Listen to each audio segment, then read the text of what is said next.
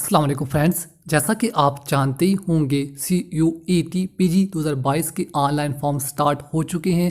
अगर आप उसमें अप्लाई करना चाहते हो, उसका ऑनलाइन फॉर्म कैसे फिलअप करें, आज आपको मैं स्टेप बाय स्टेप करके ऑनलाइन फॉर्म फिलअप करके बताने वाला हूं। अगर अप्लाई करना चाहते हो, साइट का लिंक और फुल डिटेल के साथ नीचे डिस्क्रिप्शन में लिंक देने की कोशिश करूँगा। वहाँ पर क्लिक करके फुल डिटेल्स क्या क्या रिक्वायरमेंट इंपॉर्टेंट डेट्स वहाँ पर मैं तमाम देने की कोशिश करूँगा। उसके बाद जैसे अप्लाई वाले टैग पर क्लिक करोगे, आप इस पेज पे आ जाओगे। आप इस पेज को डायरेक्ट CUET की ऑफिशियल वेबसाइट से भी सर्च कर सकते हो। यहाँ पर अगर आप ऑलरेडी से रजिस्टर हो तो आप लॉगिन करके फॉर्म को फिलअप कर सकते हो। अगर आप फ्रेश कैंडिडेट हो, पहली बार साइट में गए हो, आप इस site office step 2 apply online, नीचे आपको 3 स्टेप में पूरे फॉर्म को कंप्लीट करना पड़ेगा। नीचे अपने न्यू रजिस्ट्रेशन वाले टैग पर क्लिक कर देना है। अगर आप पहली बार साइट में गए हो, फॉर्म को फिलअप करना चाहते हो, आपने न्यू रजिस्ट्रेशन वाले टैग पर क्लिक कर देना है। जैसे आप न्यू रजिस्ट्रेशन वाले टैग पर क्लिक करोगे, आपके सामने एक न्यू पेज ओपन हो जाएगा। जितनी भी अमाउंट आपसे काटी जाएगी वो अमाउंट आपको शो हो जाएगी। हर एक कैटेगरी के लिए अलग अलग अमाउंट पे करना पड़ेगा। अतः तमाम इंपॉर्टेंट इंस्ट्रक्शन फॉर्म को कैसे फिलअप करना है, क्या क्या रिक्वायरमेंट, आपको स्टेप बाय स्टेप करके तमाम टेस्ट पढ़ने को मिल जाएंगी। मैं रिकमेंड करूँगा आप इन तमाम डिटेल्स को एक बार ज़रूर पढ़ लीजिए। तमाम टेस्ट पढ़ने के बाद आपने नीचे फोटो सिग्नेचर का साइज़, फॉर्म की स्टार्ट डेट, लास्ट डेट, तमाम की तमाम टेस्ट आपको पढ़ने को मिल जाएंगी। तमाम टेस्ट आप एक बार ज़रूर पढ़ लीजिए। उसके बाद नीचे अपने आई हेयर वाले टैग पर क्लिक करने के बाद नीचे क्लिक ही टू प्रोसीड वाले टैग पर क्लिक कर देना है। जैसे प्रोसीड वाले टैग पर क्लिक करोगे, आपके सामने फर्स्ट पेज ओपन हो जाएगा। यहाँ से आपने स्टेप बाय स्टेप करके पूरे फॉर्म को कंप्लीट कर लेना है। फर्स्ट कॉलम में जिस भी कैंडिडेट का या खुद का फॉर्म फिलअप कर रहे हो, उस कैंडिडेट का अपने नाम मेंशन कर देना है। ध्यान रहे, नाम आपने वही मेंशन करना है जो आपकी 10th क्लास की मार्कशीट पर मेंशन होगा। मैं आपको बताने के लिए फॉर्म में XYZ का यूज़ कर रहा हूँ। आपने नाम वही मेंशन करना है जो आपकी 10th क्लास की मार्कशीट पर मेंशन होगा।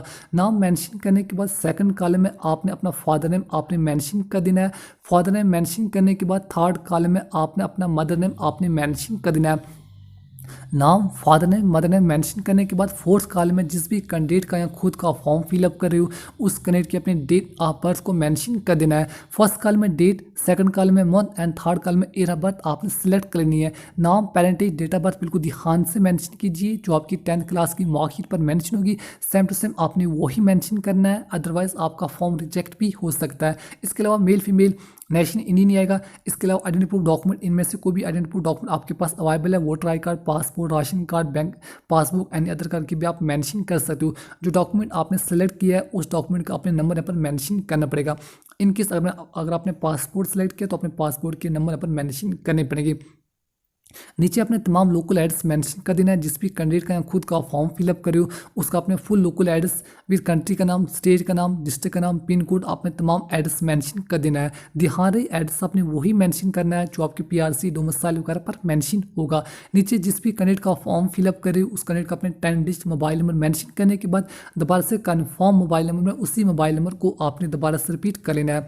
2 बार मोबाइल नंबर मेंशन करने के बाद जिस भी कैंडिडेट का फॉर्म फिलअप करे हो, उस कैंडिडेट की अपनी ईमेल आईडी मेंशन करने के बाद दोबारा से कन्फर्म ईमेल आईडी में उसी ईमेल आईडी को आपने दोबारा से रिपीट कर लेना है। ध्यान रहे, मोबाइल नंबर, ईमेल आईडी आपने ठीक से मेंशन करने हैं।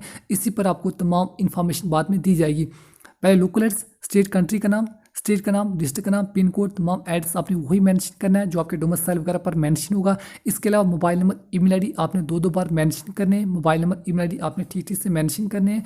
इसी पर आपको तमाम इन्फॉर्मेशन बाद में दी जाएगी। इसके अलावा आपके पास कोई भी अल्टरनेट मोबाइल नंबर है तो आप उसको नीचे अल्टरनेट कॉन्टैक्ट नंबर में आप उसको मेंशन कर सकते हो। अगर नहीं है तो आप इस कॉलम को ब्लैंक छोड़ सकते हो।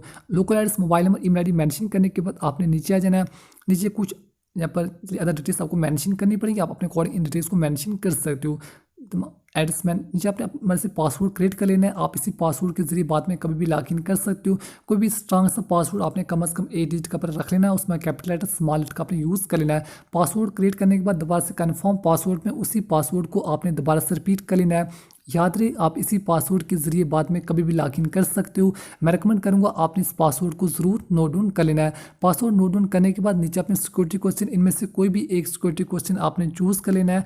आपने इस सिक्योरिटी क्वेश्चन को ज़रूर नोट डाउन करने के बाद नीचे कैप्चा कोड फिलअप करने के बाद सबमिट वाले टैग पर क्लिक कर देना है। जैसे तमाम टेस्ट फिलअप करने के बाद सबमिट टैग पर क्लिक करोगे, आपके सामने एक न्यू पेज ओपन हो जाएगा। यहाँ पर जितनी भी डिटेल्स अभी तक आपने मेंशन की होंगी, आपका नाम, parenting, date of birth, mobile number, email ID, local address, आपके एजुकेशन क्वालिफिकेशन, जितने भी अदर कॉलम अभी तक आपने मेंशन किए हैं, तमाम के तमाम डिटेल्स आपको शो हो जाएंगी। आप इन तमाम कॉलम को एक बार ज़रूर पढ़ लीजिए। अगर तमाम टेस्ट ठीक है तो आपने नीचे my name, my father name, mother name, date of birth, आपने इन तमाम बॉक्स पर टिक मार्क लगा देना है। अगर कोई भी मिस्टेक है अभी भी आप इन स्टेप में एडिट वगैरह कर सकते हो। अगर तमाम टेस्ट ठीक है तो आपने तमाम बॉक्स पर tick mark, my name, father name, mother name, date of birth, gender, address, mobile number, email ID, आपने तमाम बॉक्स पर टिक मार्क लगाने के बाद आई एग्री वाले टैग पर क्लिक करने के बाद submit and send OTP tag पर क्लिक कर देना है।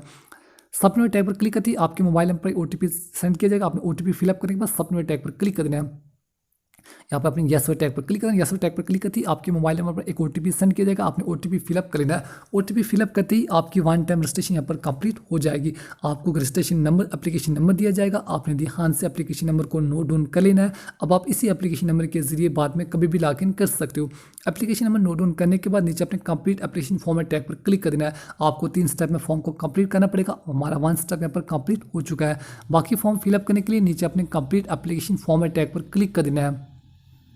जैसे आप कंप्लीट एप्लीकेशन फॉर्मेट टैग पर क्लिक करोगे, आपके सामने सेकंड पेज ओपन हो जाएगा। कुछ डिटेल्स जो आप नाम, पेरेंटेज, डेट ऑफ बर्थ जो आपने पहले मेंशन किया था वही रहेगा। इसके अलावा आपने नीचे आ जाना, नीचे कुछ 1 बाय 1 करके तमाम डिटेल्स को आपको मेंशन करना पड़ेगा। सबसे पहले पर नेशनल इंडियन ही आएगा। इसके अलावा किस स्टेट से आप बिलोंग करते हो, आपने अपना स्टेट यहाँ पर चूज़ कर लेना है। याद रहे, आप इंडिया के किसी भी स्टेट से बिलोंग करते हो तो आप यहाँ पर अप्लाई कर सकते हो। स्टेट मेंशन करने के बाद अगर आपके पास कोई भी, चलिए मैं स्टेट को पहले मेंशन कर देता हूँ, आप अपने अकॉर्डिंग स्टेट के ऊपर मेंशन कर सकते हो। याद रहे, आप इंडिया के किसी भी स्टेट से बिलोंग करते हो तो आप यहाँ पर पीजी के लिए, CUET पीजी के लिए अप्लाई कर सकते हो। स्टेट मेंशन करने के बाद अगर आपके पास कोई भी कैटेगरी है तो अपनी कैटेगरी को ज़रूर मेंशन कर देना है। अलग अलग कैटेगरीज आपको दी गई, मैं रेकमेंड करूंगा अगर आपके पास कोई भी कैटेगरी SC, ST, EWS या OBC कैटेगरी है तो अपने कैटेगरी को ज़रूर मेंशन कर देना है। अदरवाइज आप जनरल में अप्लाई कर सकते हो। कैटेगरी मेंशन करने के बाद अगर आप फिजिकल चैलेंज कैंडिडेट हो तो आप यस मेंशन कीजिए, अदरवाइज आप नो मेंशन कर सकते हो। इसके अलावा आप स्पोर्ट्स पर्सन कैंडिडेट हो तो पर यस, अदरवाइज यहाँ पर भी आपने नो मेंशन कर देना है। इसके अलावा एक्सर्समैन हो तो पर यस, अदरवाइज आप नो मेंशन कीजिए।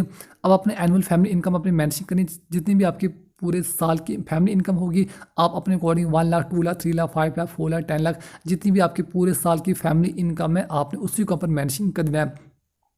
फैमिली इनकम मेंशन करने के बाद किस रीजन से आप बिलोंग करते हो आपने अपना रीजन यहाँ पर मेंशन कर देना है। तमाम के तमाम रीजन आपको शो हो जाएंगे। स्टेट ऑफ एम्प्लॉयमेंट यहाँ पर, इसके अलावा आर यू कश्मीरी माइग्रेशन हो तो आप यस मेंशन कीजिए, अदरवाइज आप पर भी नो मेंशन कर सकते हो।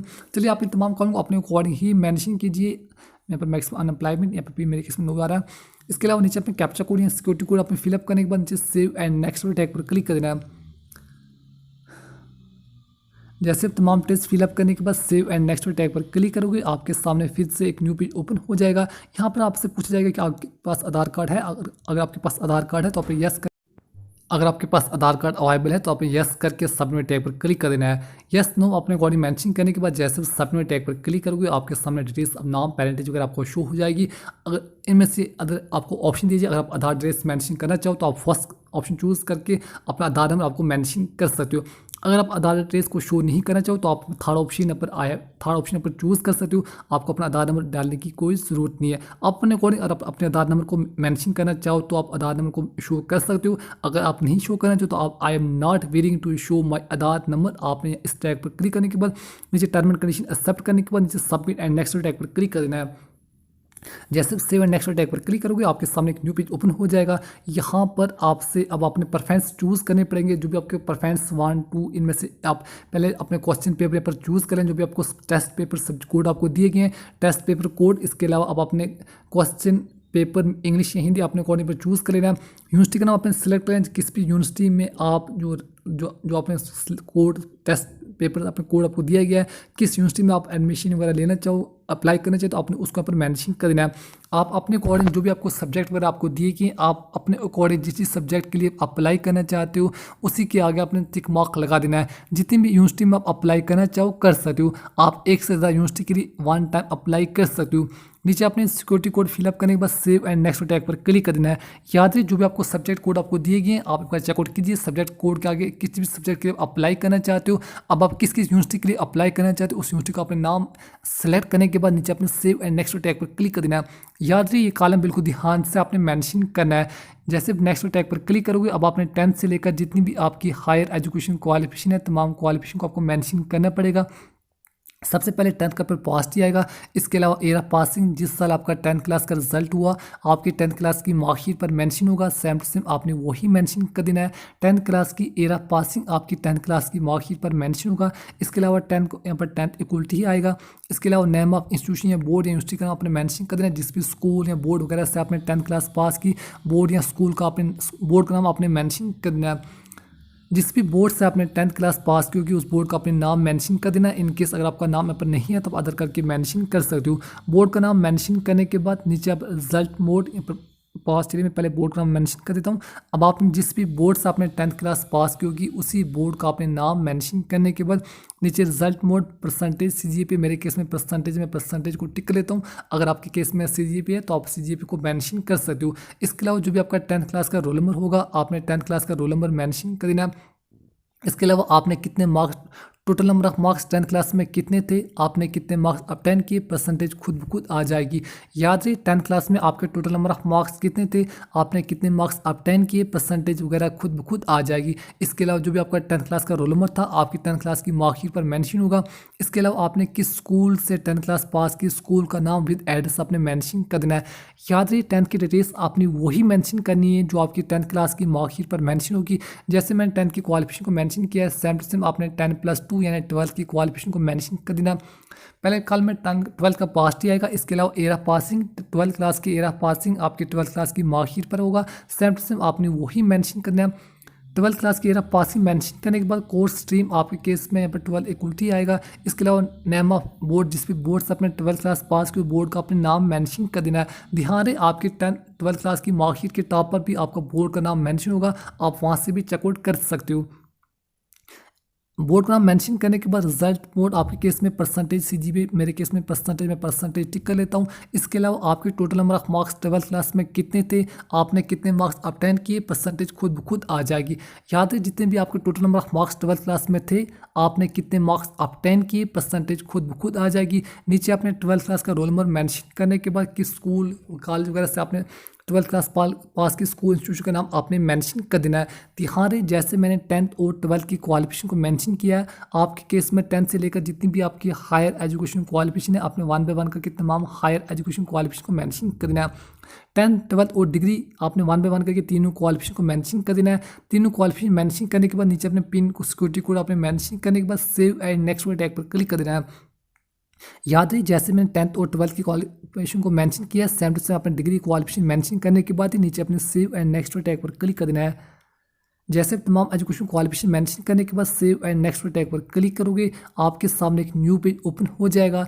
यू हैव अपीयर्ड और passed other national level examination, आपने कोई अदर एग्जामिनेशन पास किया है तो आप यस वगैरह मेंशन कर सकते हो। मेरे केस में नो मैंने मेंशन करने के बाद नीचे आपने कैप्चा कोड फिलअप करने के बाद सेव एंड नेक्स्ट टैग पर क्लिक कर देना है। जैसे सेव एंड नेक्स्ट टैग पर क्लिक करोगे आपके सामने एक न्यू पेज ओपन हो जाएगा। यहाँ पर अब आप जिस भी कैंडिडेट का खुद का फॉर्म फिलअप कर रहे हो सेलेक्ट फाइल पर क्लिक करके अपना फोटो अपलोड कर लेना है, फिर चूज़ फाइल पर क्लिक करके अपना सिग्नेचर अपलोड कर लेना है। याद रहे फोटो का साइज़ आपने 10 KB से लेकर 100 KB के दरमियान अपलोड कर लेना है और सिग्नेचर का साइज़ आपने 4 KB से लेकर 100 KB के दरमियान अपलोड कर लेना है। चलिए आप अपने अकॉर्डिंग फोटो और सिग्नेचर आपने 1 बाय 1 करके दोनों को अपलोड कर लेना है। फोटो सिग्नेचर अपलोड करने के बाद नीचे अपने सबमिट टैग पर क्लिक कर देना है। जैसे फोटो और सिग्नेचर अपलोड करने के बाद सबमिट टैग पर क्लिक करोगे आपके 2 स्टेप यहाँ पर लगभग कंप्लीट हो जाएंगे। यहाँ पर जितनी भी डिटेल्स अभी तक आपने मेंशन की होंगी, नाम, पेरेंटिटी, date of birth, mobile number, email ID, local address, आपके एजुकेशन क्वालिफिकेशन, अदर जितनी भी डिटेल्स अभी तक आपने मेंशन की होंगी तमाम की तमाम डिटेल्स आपको शो हो जाएंगी। अगर तमाम टेस्ट ठीक है तो आपने नीचे my name, my father name, mother name, category, date of birth आपने तमाम बॉक्स पर टिक मार्क लगा देना है। नीचे डिक्लेरेशन टर्म एंड कंडीशन को एक्सेप्ट करने के बाद आई एग्री व टैग पर क्लिक करने के बाद फाइनेंस सबमिशन टैग पर क्लिक कर देना है। याद रखिए फाइनेंस सबमिशन टैग पर क्लिक करने से पहले मैं रेकमेंड करूँगा तमाम टेस्ट आप एक बार जरूर चेकआउट कीजिए। अगर तमाम टेस्ट ठीक है तो आपने फाइनेंस सबमिशन वाले टैग पर क्लिक कर देना है। जैसे फाइनेंस सबमिशन आप एप्लीकेशन रजिस्ट्रेशन वाले टैग पर क्लिक करोगे, आपके 2 स्टेप यहाँ पर कंप्लीट हो जाएंगे। आप देखोगे registration form and view application form complete show कर रहा है। अब आपको इसकी पेमेंट वगैरह करनी पड़ेगी। पेमेंट करने से पहले अभी हमारी ईमेल आईडी वेरीफाई नहीं हुई है, तो मैं पहले ईमेल आईडी को वेरीफाई कर लेता हूँ। ईमेल आईडी वेरीफाई करने के लिए आपने your email ID yet not verify, आपने स्क्रीन पर टैग पर क्लिक कर देना है। इस टैग पर क्लिक करते ही अब आप सिक्योरिटी कोड आपको जो भी दिया जाएगा, जो भी आपकी ईमेल आईडी आपको शो हो जाएगी, सिक्योरिटी कोड फिलअप करने के बाद नीचे आपने click here to go submit tag पर क्लिक कर देना है। सबमिट टैग पर क्लिक करते ही आपकी ईमेल आईडी पर 1 टाइम OTP सेंड किया जाएगा। OTP फिलअप करने के बाद नीचे अपने वेरीफाई वाले टैग पर क्लिक कर देना है। याद रहे जो आपने ईमेल आईडी मेंशन की थी उस पर आपको 1 टाइम OTP सेंड किया जाएगा। जैसे आप नीचे वेरीफाई वाले टैग पर क्लिक करोगे, अब आपका फॉर्म लगभग कंप्लीट हो जाएगा। अब आपको किसी पेमेंट वगैरह करनी पड़ेगी। पेमेंट करने के लिए नीचे अपने ऑनलाइन वाले टैग पर क्लिक करने के बाद नीचे प्रोसीड टू पेमेंट वाले टैग पर क्लिक कर देना है। जैसे प्रोसीड टू पेमेंट टैग पर क्लिक करोगे, पेज आपको डायरेक्ट मेन पेमेंट पेज आपको ले जाएगा। यहाँ पर आपको पेमेंट के लिए 3 ऑप्शन दिए, आप इन तीनों में से कोई भी एक गेटवे पर चूज कर सकते हो। याद रहे तीनों के लिए सेम प्राइस से, आप पेमेंट गेटवे के लिए 3 में से कोई भी एक ऑप्शन पर सिलेक्ट कर सकते हो, तीनों के लिए सेम प्राइस से। उसके बाद नीचे प्रोसीड टू पेमेंट टैग पर क्लिक कर देना है। प्रोसीड टू पेमेंट टैग पर क्लिक करते ही ये पेज आपको डायरेक्ट यानी मेन पेज पेमेंट पे आपको ले जाएगा। यहाँ पर आप net banking, credit card, debit card, ATM card के जरिए अपनी पेमेंट वगैरह कर सकते हो। पेमेंट करने के बाद बस आपने एक बात का ध्यान रखना है, इसकी हार्ड कॉपी या तो प्रिंट या फिर स्क्रीनशॉट या फिर डाउनलोड करके अपने फ़ोन वगैरह में रख लेना है। तो बस इस तरह से आसानी से CUET PG 2022 के जो ऑनलाइन फॉर्म स्टार्ट हो चुके हैं, आप उनके लिए अप्लाई कर सकते हो। आज के लिए इतना ही। मित्र अगली वीडियो में एक नई वीडियो के साथ अपना बहुत सारा ख्याल रखिए। अल्लाह हाफ़िज़।